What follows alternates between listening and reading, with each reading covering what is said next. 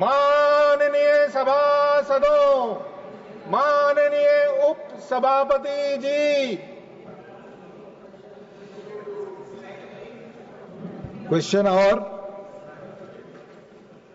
Question number 1, doctor Bhim Singh,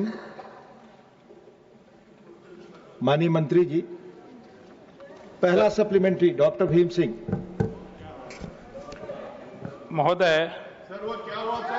महोदय, question our please अपनी seat पे बैठ जाए। क्वेश्चन और आप सवाल पूछें। मैं सरकार से कोई इस बात के लिए धन्यवाद देता हूं कि उन्होंने पटना एयरपोर्ट को बहुत ही चकाचक बना दिया है, सवाल पूछे। इसके लिए मैं धन्यवाद देते हुए कहना चाहूंगा, सवाल पूछे कि यह जो प्रश्न का उत्तर दिया गया है, कोई और चीज रिकॉर्ड पे नहीं जा रही है, ये सवाल नहीं है। क्वेश्चन आवर का समय है, कोई चीज रिकॉर्ड हमारे प्रश्न का उत्तर नहीं सीट पे जा। माननीय मंत्री जी ने एक गोल मटोल वक्तव्य के द्वारा देने का काम किया है।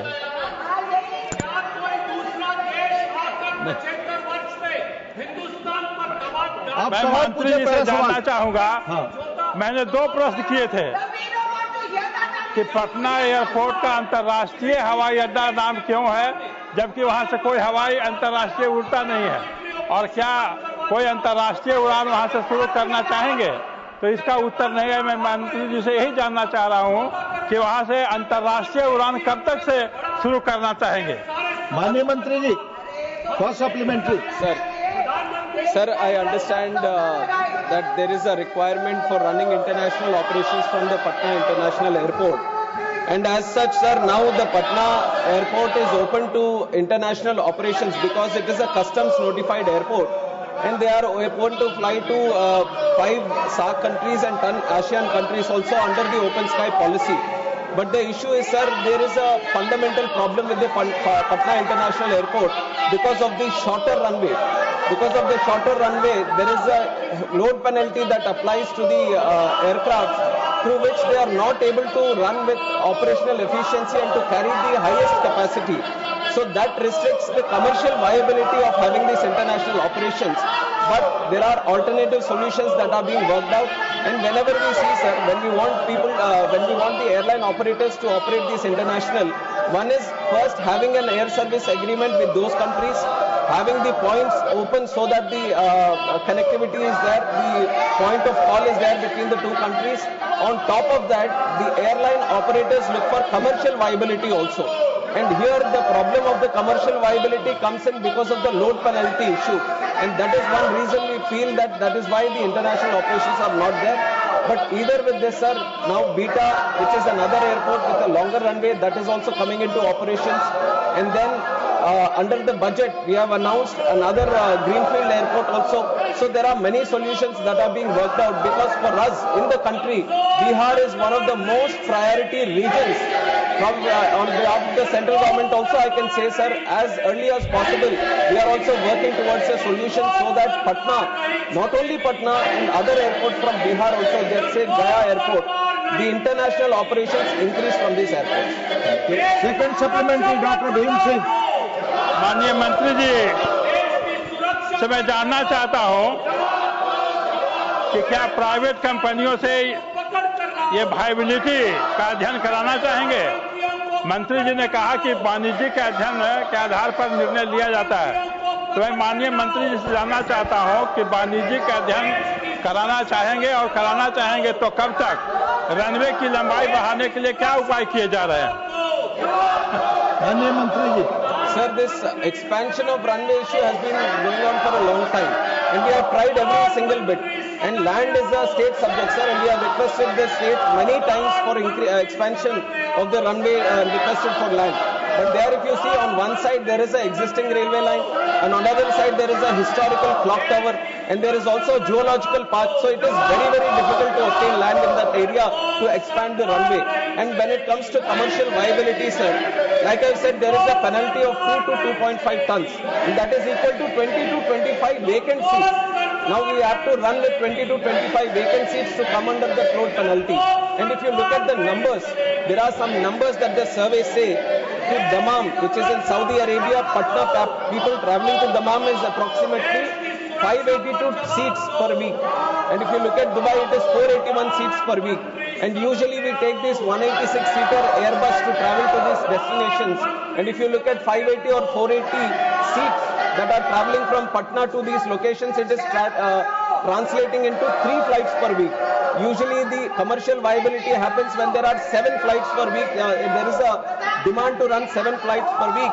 So we are looking into this, sir. We are doing the study also on how many people, because so that it becomes easier to convince the private airline operators also to operate these sectors. And in fact, the operators also do their own surveys, because they are also in the intention to connect more areas, to connect new routes. So definitely this is also under consideration, and we will support from our side also so that this survey or the viability is thoroughly being addressed. Thank you. माननीय अशोक मित्तल, ये सवाल Patna airport से जुड़ा है, आपका सवाल इस पर है, प्लीज। धन्यवाद महोदय। सर, हाल में इंडिगो की फ्लाइट C6E2482 जो कि एयरबस A320 और 271N थी और दिल्ली से पटना आ रही थी। जयप्रकाश नारायण इंटरनेशनल एयरपोर्ट पटना पर लैंडिंग के दौरान रनवे को ओवरशूट करके आगे निकल गई। यह घटना तकरीबन रात को हुई और एक हादसा बचा। सर, पटना एयरपोर्ट की रनवे लंबाई लंबे समय से चिंता का विषय रही है। वर्तमान में अनस्टेबल रनवे केवल 1677 मीटर तक सीमित है। खासकर एडवर्स विंड कंडीशन में यह लंबाई न केवल नैरो बॉडी एयरक्राफ्ट जैसे A320 और B737 के लिए रिस्की है, बल्कि वाइड बॉडी एयरक्राफ्ट जैसे बोइंग 777 और 787 या एयरबस A390 के लिए तो कंप्लीटली अनफीजिबल है, जिन्हें 2500 से 3500 मीटर रनवे की जरूरत होती है। मेरा सवाल आपके माध्यम से मिनिस्टर ऑफ सिविल एविएशन से प्रश्न है, क्या ऐसी कोई फिजिबिलिटी रिपोर्ट तैयार की जा रही है जिससे पता लग सके कि फ्यूचर में लार्ज एयरक्राफ्ट ऑपरेशन में पटना एयरपोर्ट को कैसे सुरक्षित बनाया जा सकता है? धन्यवाद। माननीय मंत्री जी। Sir, based on the runway constraints, which the honorable member has also mentioned, the Patna airport is a smaller runway, sir, where there are restricted operations with the load penalty only, and which is very much thoroughly followed by the regulator and the airline operator also, so that safe operations happen at the Patna airport. And whenever these kind of incidents happen, they are properly investigated and ensured that the next time these kind of incidents don't happen. But when it comes to the futuristic solution on having wide body operations and having long overhaul operations from these areas, then it is proposed to have a new airport only, greenfield airport. But as this airport is restricted, and if you want to expand the runway also, it is physically impossible, because there is railway track on one side and there is a clock tower on the other side, and without the land you can't expand the runway also. So within the stipulated runway of what you have mentioned to be 2,100 meters, to have these wide body operations is not at all possible. So an alternate runway which can cater for the wide body operations is being considered. In the budget also, a greenfield airport for the city of Patna has been proposed. So we are actively looking into this solution by creating alternative airport. Dr. V. Sivdasan,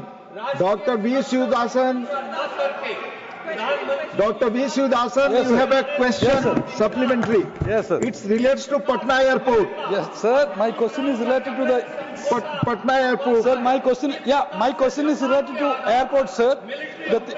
Patna Airport. In his answer, yes, our respected minister says the commercial viability of the functioning of airport. My question is, sir, the commercial viability. The word commercial viability. In my hometown, one airport is there, Kannur Airport. There we have requested the government, continuously request, not only from our party and the parties and the government of Kerala requested the point of call status, sir, but they are not ready to allow the point of call status.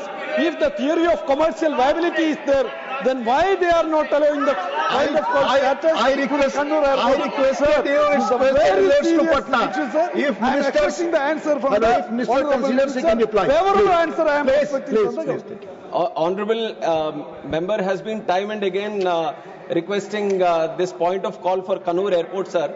But if you had heard my answer, which I have answered before, I have mentioned that the first is to have the point of call in the air service agreement with that country. Only then the commercial viability comes into it. It's not the other way around, where the country works out the commercial viability and then looks at this thing. Let him reply. Only minister's reply is good. On the specific issue, sir, Please. Kerala is the only state where 3 airports already have point of call. 3 airports already have point of call, and this is the 4th airport which is coming for discussion. And there is an option for our Indian aircraft operators to fly from Kannur to any destination. It is all open. Only for the foreign carriers to come to that place, you need the point of call. So there is no complete restriction as such that without point of call, you can't travel internationally. The Indian airline operators can travel to these destinations. And you also have to keep in mind, sir, that the point of call is given between the geopolitical relations is also taken into account between these 2 countries. And you have to see that India has so many airports now, you can't open all the airports to point of call, and you can't fly to 1 or 2 destinations in that country also. These are certain things that we also have to keep in mind, that when you want to open a country to all the locations, then you have to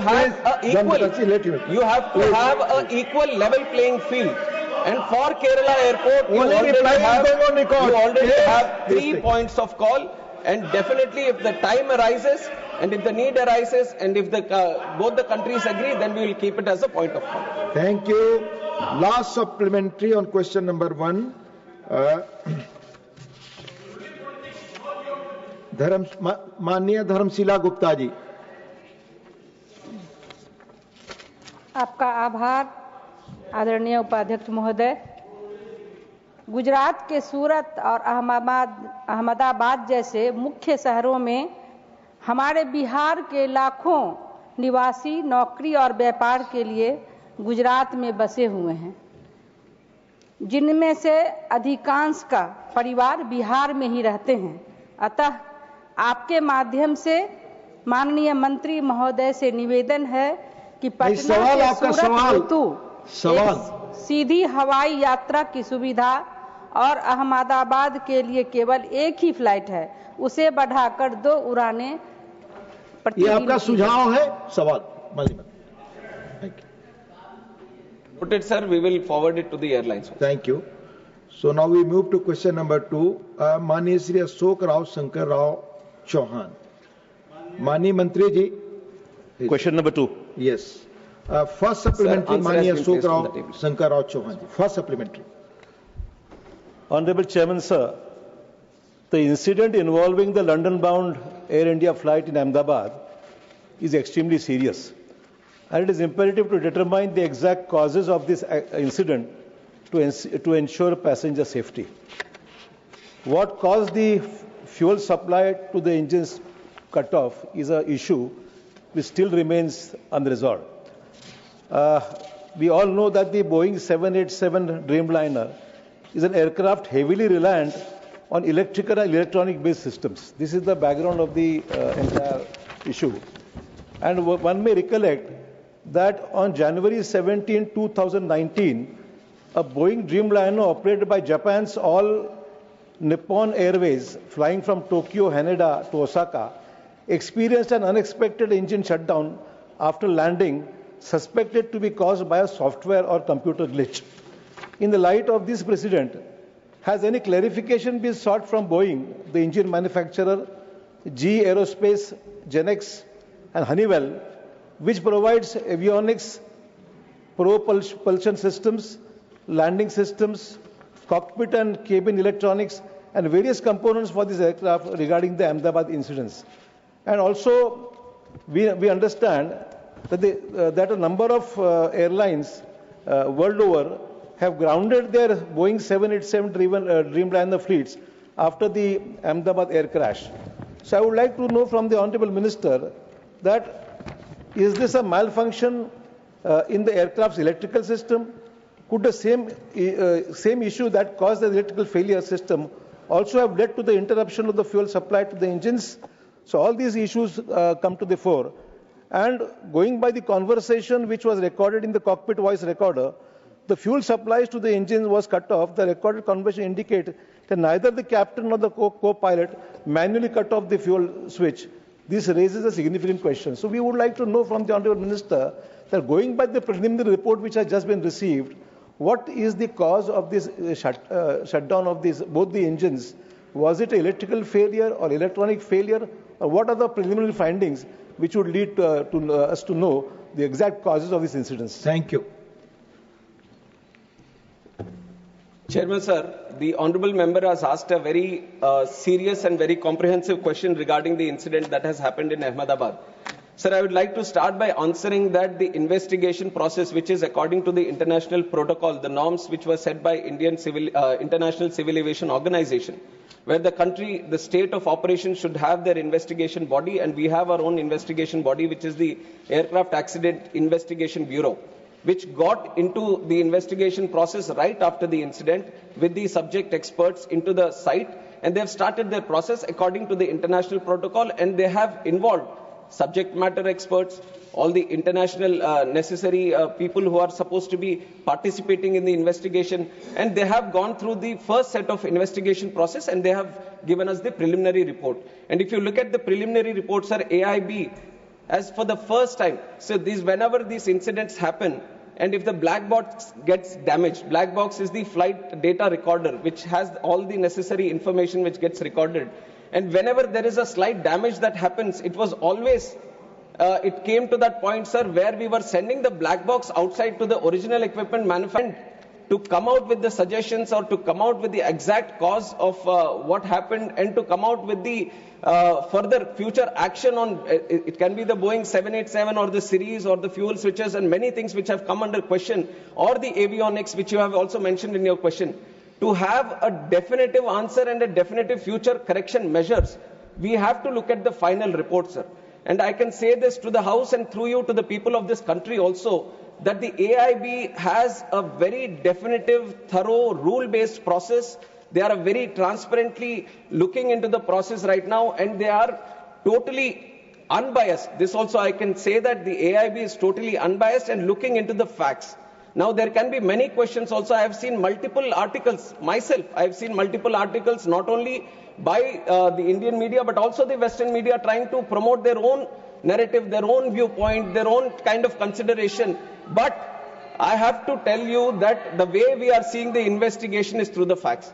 We want to stand by the truth, not what is happening with the pilots or not what is happening with the Boeing or not what is happening with the Air India or any other stakeholder which is this. We want to stand by the truth.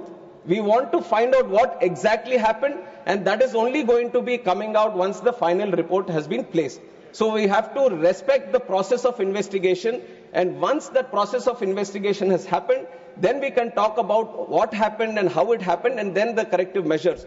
If we talk about the other incidents that would have happened before, let it be the Air Nippon, Japanese Airways, or any other airways for that fact, every time any incident happens in any country, then the same process is followed, where the investigation body gets into the process of investigation, and once the thorough investigation is done and the final report is placed, only then the corrective measures to all these countries and all these airline operators and all the regulators is sent so that the corrective action is being done.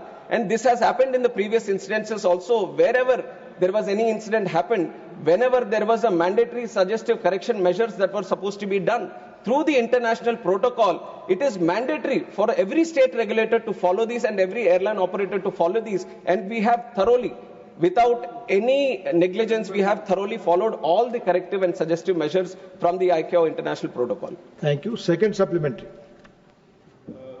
Chairman, sir, as we are all aware that the DGCA is the cornerstone of aviation safety in our country. But as we know, that in spite of these serious incidents which have taken place in our country at this Ahmedabad incidents or the earlier whatever accidents have taken place, the DGCA is functioning at 50% of its sanctioned strength, technical strength. It's a very serious issue.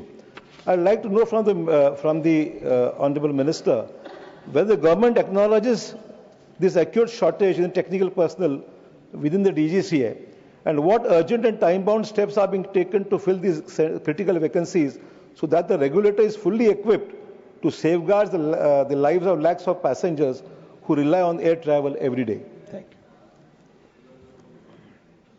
Sir, we all know the kind of progress civil aviation took in the last 10 years, and I have also been time and again talking about the tremendous numbers depicting the growth that we have seen in the country, right, in the number of aircrafts or the passengers that travel through who prefer air travel, or the number of airports. Everything has almost doubled in the last 10 years, or more than doubled in the last 10 years, sir. Even after we see that the COVID, which was a major road break for civil aviation, we have crossed the pre-COVID numbers, and we are seeing a tremendous growth in civil aviation network. And this is why we from the ministry also recommended that we need to create more posts in this DGCA, so that the surveillance or the safety or the security of civil aviation is very much intact with the tremendous robust growth that we are seeing. And this post that we are seeing, which are vacant, which has come to discussion, is the posts which have been created in last year and over the period of last 2 to 3 years. And we have to understand that creation of posts and recruitment of posts is a continuous process. And there is UPSC which is also involved. And we from the ministry are in continuous discussion. And last year itself, we have recruited 103 posts, which in the history of DGCA was the highest number of posts which was recruited. And this year we have planned to recruit 190. Where UPSC also has come forward, and by October, end of October, we are going to recruit 190 posts for this DGCA. And the other thing, which is more practical, that I want to tell the House, is that these are very niche and technical posts. It's not like we have a huge pool.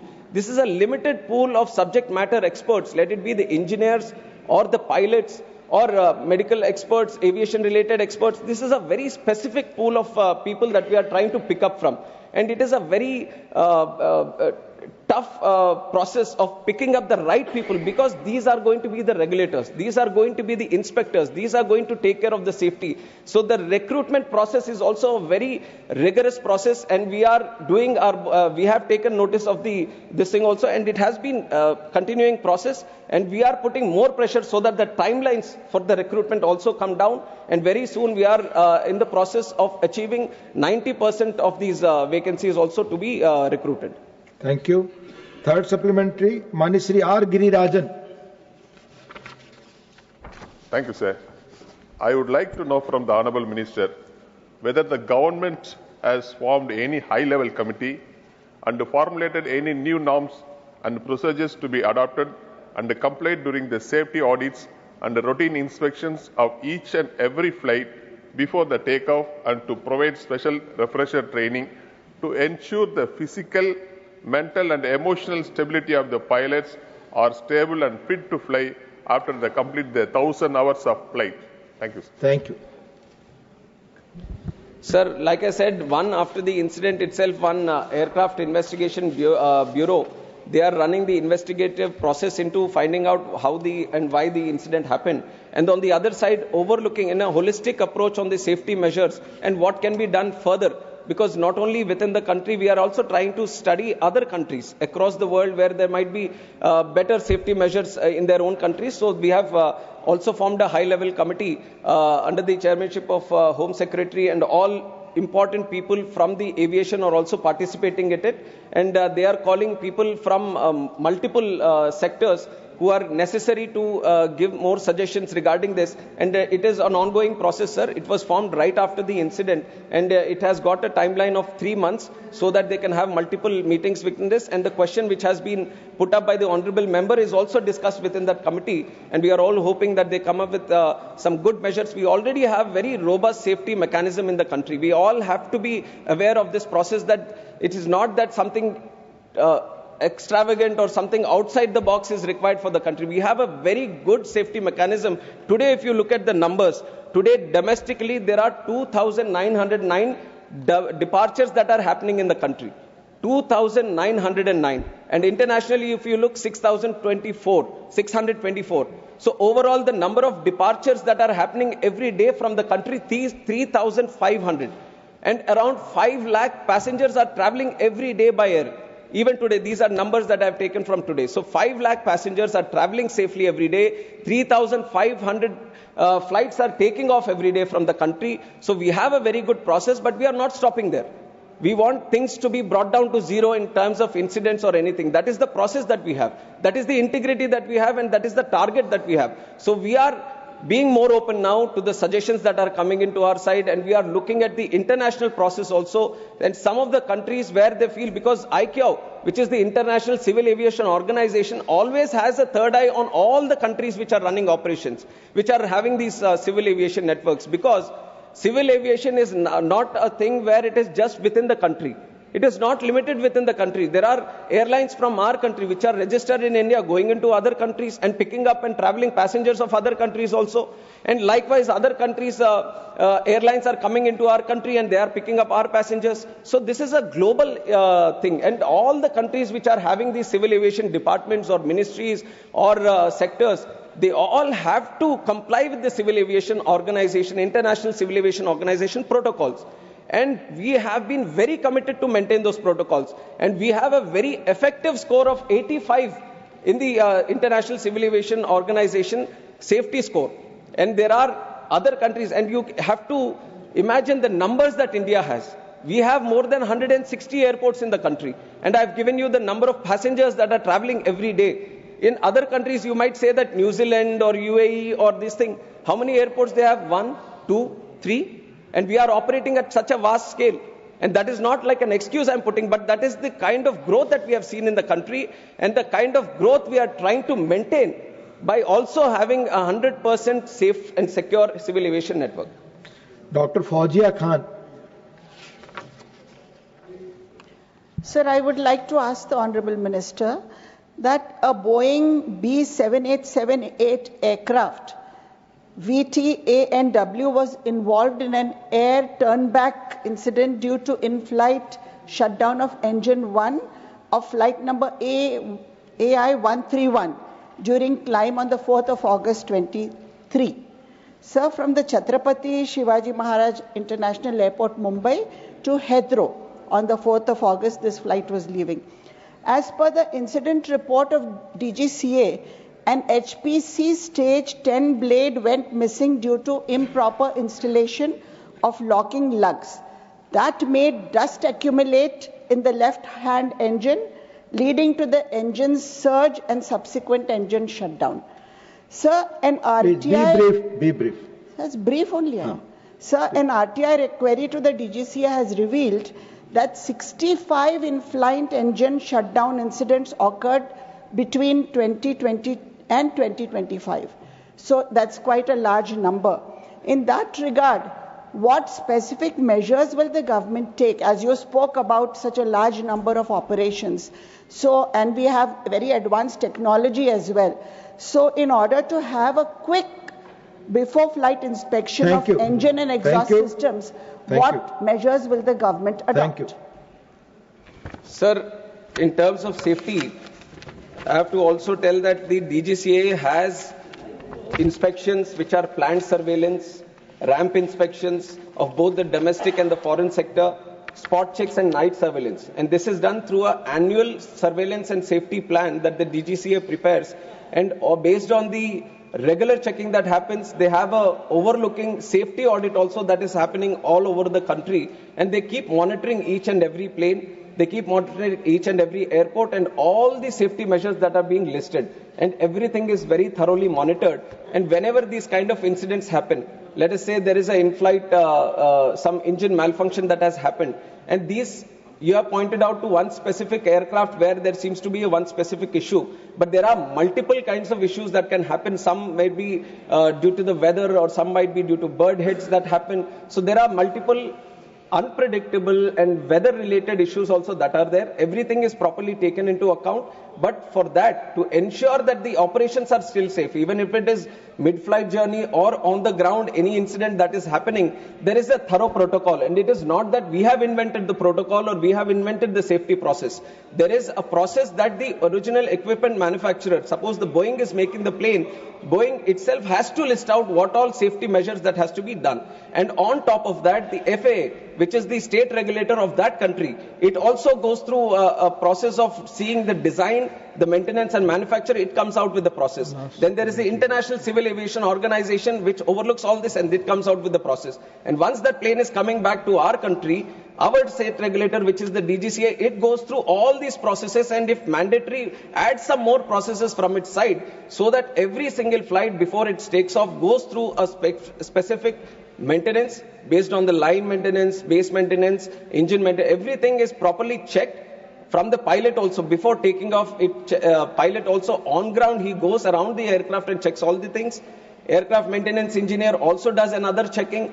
After robust checking and properly jotting down what is happening with the aircraft, only then looking at the rules and procedures, if the aircraft is good for taking off at the time, only then it is supposed to be taken off. So all the processes are thoroughly listed, and we, on behalf of the ministry and from the regulator DGCA, we ensure that there is no negligence and there is no incompetence on any of the processes, and everything is very thoroughly monitored. And if anything occurs also, and if there is anything which occurs due to negligence, then we take serious action on both the operator and any necessary person, and we impose penalties, suspensions. All the process of enforcement is also duly listed. Thank you. Last supplementary on this question, Mani Satnam Singh Sandhu. Sir, मेरा सवाल इस हादसे में मारे गए unlucky लोगों के लिए है। जो लोग इस हादसे में मारे गए हैं उनकी जान की भरपाई तो नहीं हो सकती, लेकिन फिर भी जो बेस्ट पॉसिबल फैमिली के लिए हो सकता है वो होता है। इस हादसे में मारे गए पैसेंजर्स के लिए तो कॉम्पनसेशन अनाउंस की गई है, लेकिन इसमें मेडिकल छात्र भी मारे गए। एक मेडिकल कॉलेज के स्टूडेंट्स जो अपने हॉस्टल में खाना खा रहे थे, मेरा सवाल उनको लेकर है कि उनके लिए कॉम्पनसेशन हुई है, और क्या उनकी फैमिली जो ट्रॉमा में है उनको कोई साइकोलॉजिकल हेल्प देने की कोशिश की गई है? धन्यवाद। Thank you. Sir, first of all, I'd like to, through this house, also offer my condolences to the families of both the passengers of who are traveling in the plane, the crew and the passengers, and also the students, the families of both the students also. And this has been our idea right from the time the incident took place, that we are not going to differentiate between the victims, saying that Acha, these are the people who have traveled in the plane and these are the other ones who have got affected or succumbed to outside injuries outside the plane. And all the support that is being extended to the victims of the families inside the plane, the same assistance is being extended to all the families of the people, students who have died outside also, sir. And the compensation also equally, they have also been taken into account, and they are being provided the compensation and the necessary support for the future also. Much of this, the responsibility has been taken by Air India, and combinedly, all the people, both in flight and off, everyone is being taken care of, both from the family side, and all the compensation is being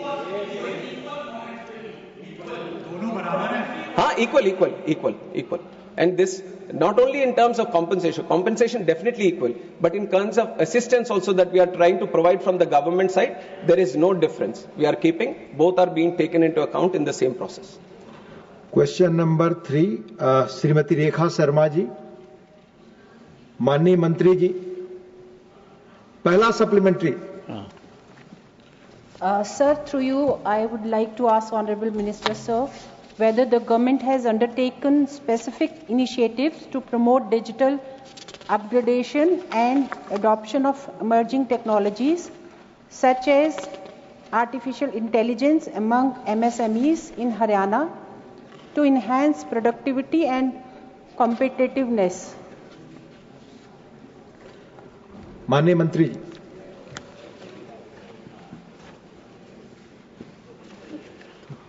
सभापति महोदय,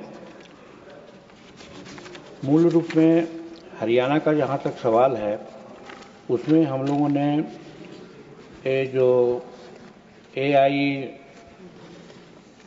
intelligence जो है उसके तहत हम लोग जो काम किया है हरियाणा में, वो इस प्रकार है और कई एक तरह से हम लोग उसको फैसिलिटेट किया है। इसमें है कि इंडिया IA मिशन के द्वारा जो हम लोग काम करते हैं वो लगभग 7 पिलर में उसको हम लोगों ने शुरू किया है और वो सब पिलर में है इंडिया AI कंप्यूट कैपेसिटी, उसका डिटेल भी है कि क्या क्या करना है, उसमें समय लगेगा। दूसरा है India AI foundation of models, उसमें के तहत भी हम लोग बात करते हैं। तीसरा है AI कोर्स, फिर चौथा है AI application development for initiatives, पांचवा है इंडिया IA फ्यूचर स्किल्स और छठा है India IA startup financing and सातवां है सेफ एंड ट्रस्टेड IC। इसके माध्यम से हम लोग हरियाणा में टेक्नोलॉजी के विकास के लिए और जो भी वहाँ का विकास इस मायने में है उसके लिए हम लोगों ने किया है। और उतना ही नहीं, उसके अलावे और सारी बात है डिपार्टमेंट ऑफ टेक्नोलॉजी कम्युनिकेशन में हम लोगों ने यूज़ किया है, जिसमें संचार साथी है और ASTR के थ्रू भी हम लोग डिलेक्टेड साइबर प्लांट्स को भी लीक किया है, जिससे किसी प्रकार से साइबर क्राइम नहीं हो सके। ये सब प्रयोग हम लोगों ने हरियाणा में किया है। माननीय रेखा जी, आपका दूसरा supplementary. Honorable Minister Sir, whether any financial incentives, capacity building programs or support mechanism have been introduced to facilitate this transition for MSMEs, and how is Ministry assessing the impact of effectiveness of these initiatives, particularly in terms of digital adoption and improved business outcome? माननीय मंत्री। सभापति महोदय, इस मामले में हरियाणा के government को और हरियाणा गवर्नमेंट में डिजिटलाइजेशन एंड टेक्नोलॉजी एडॉप्शन के संबंध में हम लोगों ने जो मेजर अपनाया है वो इस प्रकार है। सबसे पहला है पद्मा, जो प्रोग्राम है to accelerate development of MSME development. इसमें हम लोग होलिस्टिक सपोर्ट के लिए MSE को इंक्लूड किया है, जो infrastructure and branding and marketing को एंटरप्रेन्योरशिप को बढ़ावा देता है। और इसमें हम लोग जो फाइनेंशियल सपोर्ट की बात आती है 1000 करोड़ रुपया इसमें हम लोगों ने लगाया है। फिर दूसरा है assistant for technology acquisition scheme, इसमें भी हम लोग लगाया है कि जितना भी न्यू पेरेंटेड टेक्नोलॉजी है उसको इन्हांस करना है और ये डिमांड बेसिस पर है, जो भी डिमांड करेंगे हम लोग उसमें देंगे। लेकिन उसमें मोटा मोटी अभी तक 50 लाख लोगों को, जिसमें 75% सब्सिडी दिया है हम लोगों ने। फिर तीसरा इनका है हरियाणा ग्रामीण उद्योग विकास योजना है, इसमें भी हम लोग इंडस्ट्रियल डेवलपमेंट जो रूरल और बैकवर्ड एरिया है उसको इंकरेज करने के लिए दिया है। और थर्ड भी है मिनी क्लस्टर डेवलपमेंट स्कीम से है, जिसमें हम लोगों ने 2 करोड़ के लगभग में लोगों को फैसिलिटेट किया है और उसमें 169 करोड़ हम लोग टारगेट रखा है। इस तरह से उनको हम लोग आगे बढ़ाने का काम किया है।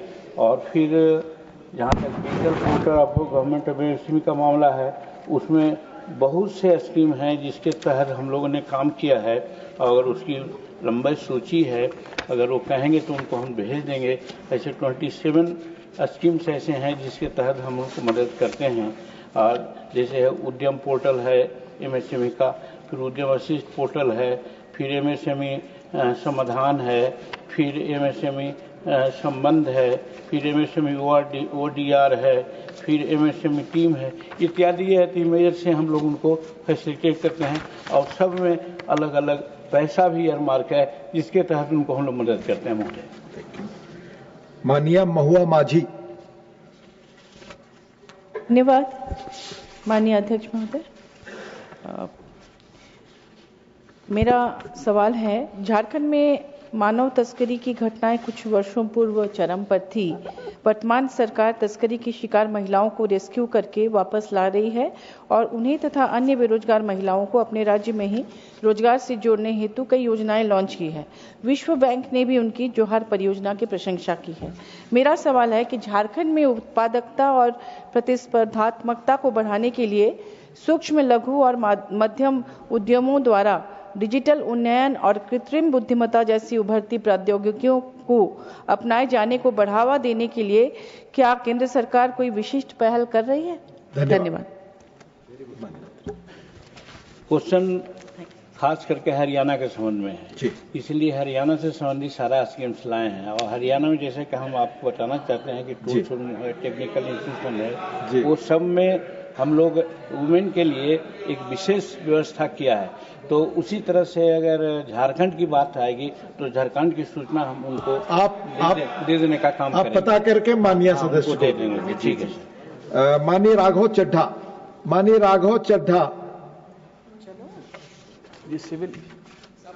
question number 3. Sir, question number 4, I sought... You have mentioned question number 3 here, sir. Sir, must be question number... It's 3rd. I can show you. Please. Just if somebody... Please take it. Mania Kiran Chaudhary. I would like to ask the Honourable Minister that has the government collaborated with any institutions or industrial bodies in Haryana such as NIFTM Kundli or MSME D Kandal to facilitate digital skill training for small enterprises, and also if there is any plan to set up a dedicated technology facilitation center or center of excellence for digital MSMEs in Haryana. Thank you. इस तरह के काम के लिए हम लोग हरियाणा सहित समस्त देश में टूल्स रूम, एक्सटेंशन रूम और एक्सप्रेशन सेंटर के माध्यम से हम लोग काम करते हैं। जहां तक यहाँ हरियाणा का सवाल है, उसमें हम लोगों ने जो दिया है टूल्स रूम और टेक्नोलॉजी सेंटर जो कंट्री में दिया है उसका भी लिस्ट है। जैसे Indo German tools room Aurangabad Maharashtra में है, institute of design electrical measuring instrument है। इसी तरह से हमारे यहाँ सेंट्रल टूल्स रूम में ट्रेनिंग सेंटर CTTS भुवनेश्वर में है, Indo Danish tools room DTR Jamshedpur में है। इस तरह से अनेकों सेंटर हम लोग ने बनाया है इसी टेक्नोलॉजी के विकास के लिए। और फिर जैसे कॉमन फैसिलिटी सेंटर का सवाल है, उसमें हम लोग 5 जगहों में इस तरह की व्यवस्था की है। और उसमें है कि लोकेशन ऑफ द प्रोजेक्ट अगर है तो उसमें फुटवेयर क्लस्टर भुवनेश्वर बहादुरपुर जयगिर में है, और उसमें भी दिया है कि डेट ऑफ अप्रूवल है 3/12/2012 से दिया है, और प्रोजेक्ट कॉस्ट है 1509.82 करोड़ रुपया का है, और गवर्नमेंट ऑफ इंडिया का ग्रांट अप्रूव उसमें है 916.68 है।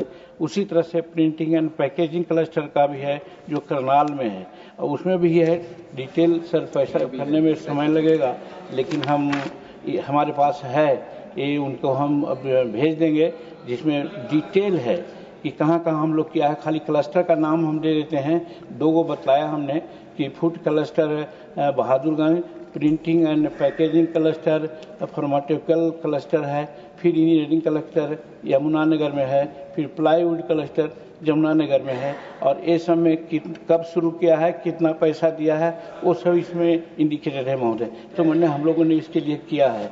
और जहाँ तक state technology centre being established Haryana का मामला है, तो पहले ही बताया कि टेक्नोलॉजी सेंटर रोहतक में हम लोगों ने शुरू करने का प्रयास किया है, और हम समझते हैं कि जल्दी ही इसमें सारा काम हम लोग शुरू कर देंगे।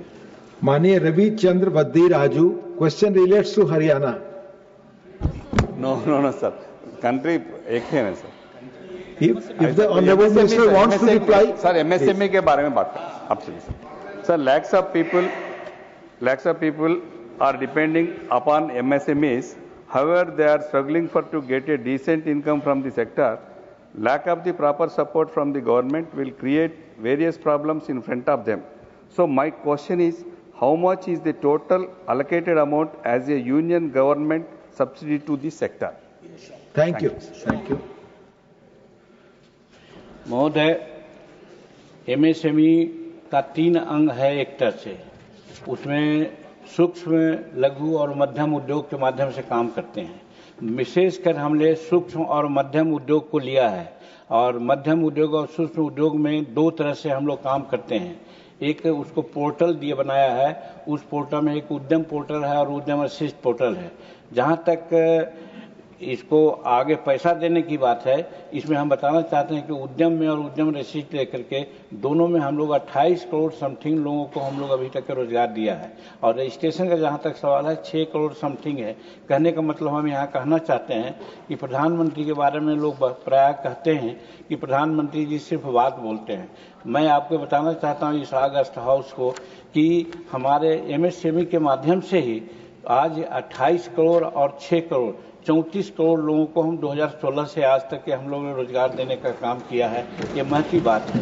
और इसमें जहाँ तक पैसा इन्फ्लुएंस का सवाल है, हम लोग जैसे PM विश्वकर्मा योजना के माध्यम से भी हम लोग छोटे छोटे उद्योगों को, जिसमें वो चमड़ा का काम करते हैं, ये सैलून का काम करते हैं, जिनको कोई आज तक नहीं देखा है, हमारे प्राइम मिनिस्टर नरेंद्र मोदी जी ने उसके लिए भी PM विश्वकर्मा योजना के माध्यम से काम किया है और उसमें सर्टेन राशि भी अलॉट किया है।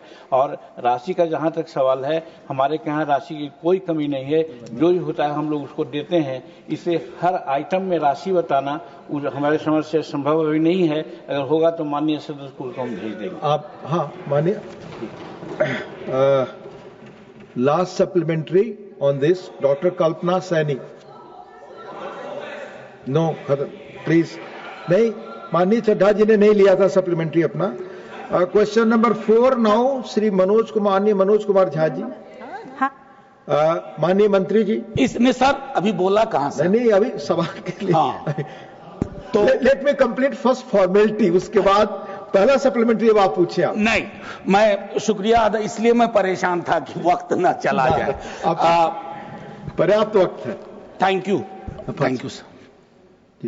नहीं, फर्स्ट सप्लीमेंट्री वो पूछ रहे हैं। You are here just. माननीय उपसभापति जी, आपके माध्यम से माननीय मंत्री जी, अभी आज मैं देख रहा था कि इस विषय पर तमाम सदस्यों ने अपनी चिंता व्यक्त की है और वो देश की सामूहिक चिंता है। मुझे अफसोस के साथ पहली सप्लीमेंट्री आने से पहले कहूं कि एक रिपोर्ट लीक होती है, टेलीविजन डिबेट्स में पायलट को विलेन बना दिया जाता है। वो बेचारे दुनिया में आके कहेंगे नहीं कि हम गुनहगार हैं या कोई technical malfunction.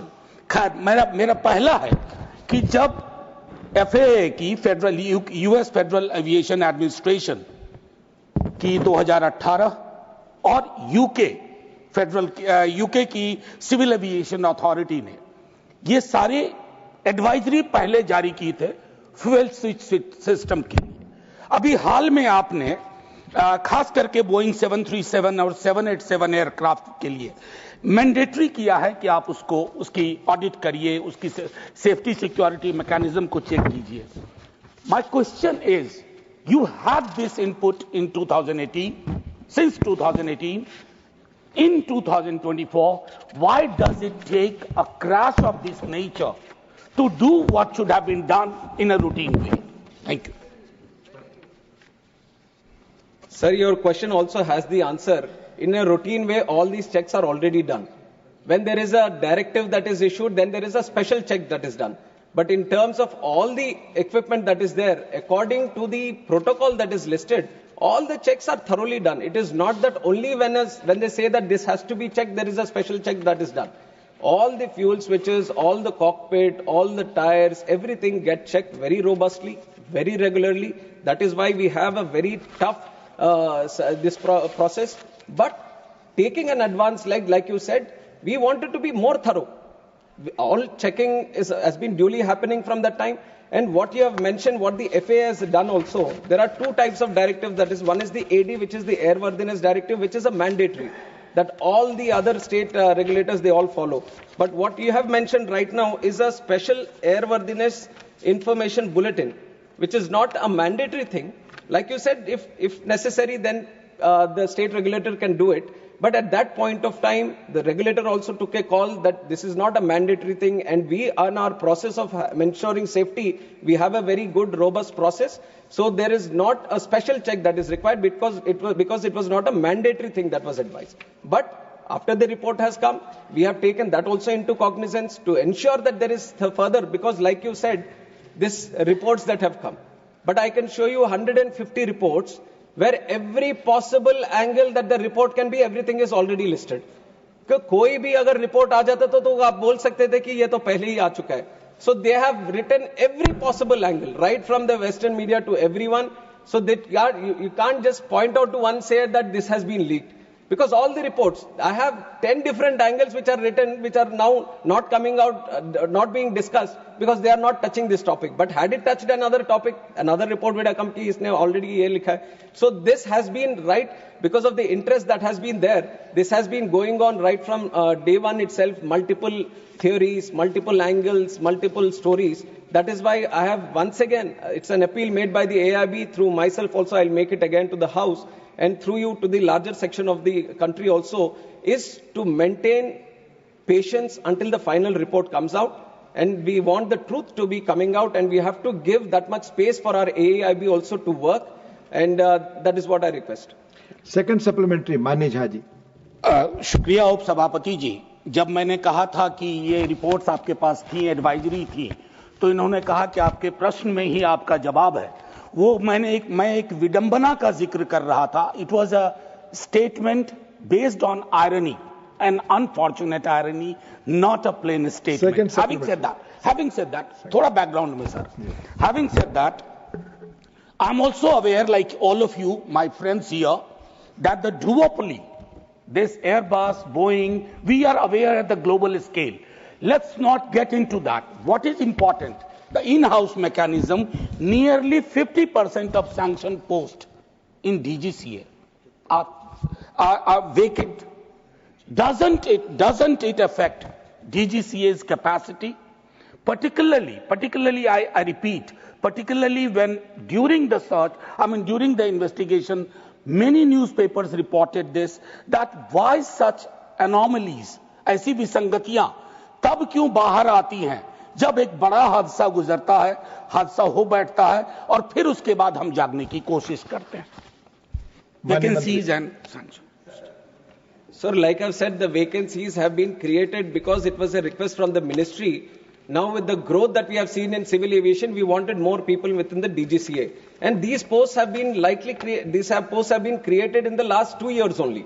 And the process, right, it's not that when you say that why are they vacant, it is not that we have stopped from recruiting. Right from the day they were created, we have started the process. It is a continuous process. It has to go through various cycles of recruitment also. And the only thing that I wanted to mention so that everyone knows a little bit about what is happening in this recruitment is that this is a very specific pool of people that we are trying to recruit.